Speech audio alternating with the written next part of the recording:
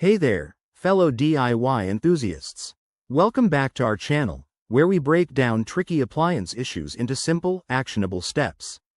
Today, we're diving into the LG Washer DE2 error code, specifically for 2025 models. If your washer is displaying this code and putting a halt to your laundry day, you're in the right place. We'll cover what it means, why it happens, and how to fix it quickly and safely. First off, let's talk about what the DE2 error code signifies.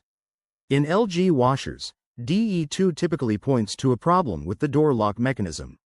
This could mean the door isn't latching properly, or there's an issue with the lock switch or assembly.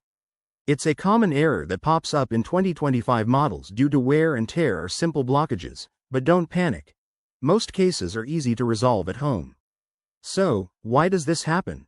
The main culprits include a door that's not closing fully, debris or lint buildup in the door seal, a faulty door lock switch, or even electrical glitches.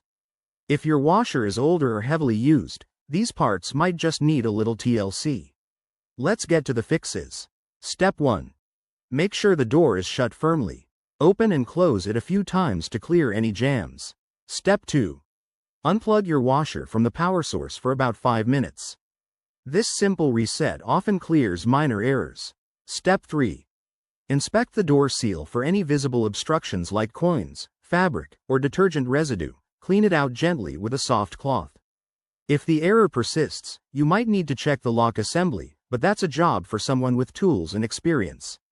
Remember, safety first. Always unplug the machine before troubleshooting, and if you're not comfortable with these steps, call a professional technician to avoid any risks. In some cases, the issue could stem from wiring problems that require expert attention. There you have it, a straightforward guide to conquering the LG Washer DE2 error code. By following these steps, you could save yourself a service call and get back to clean clothes in no time.